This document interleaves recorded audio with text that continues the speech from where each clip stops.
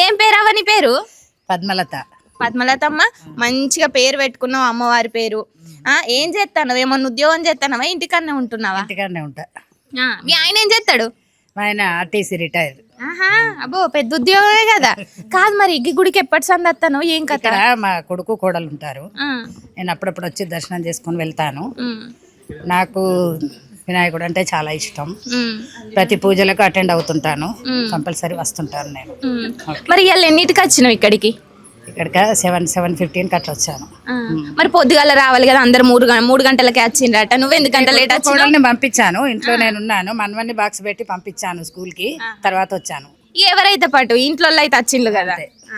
మరి ఇప్పుడు పోతున్నావు ఇంటికి? ఇంటికి పోతున్నా, కరీంనగర్ వెళ్ళిపోతున్నా. ఓ కరీంనగరా, మా ఊరే కదా. ఎక్కడ కరీంనగర్ లా? కరీంనగర్ సుల్తానాబాద్. మరి నేను అత్త ఈ పారి తప్పనిసరి ఫంక్షన్లు ఉన్నాయా? లేకుంటే నేను పిలుస్తా నేను. అంతేనా?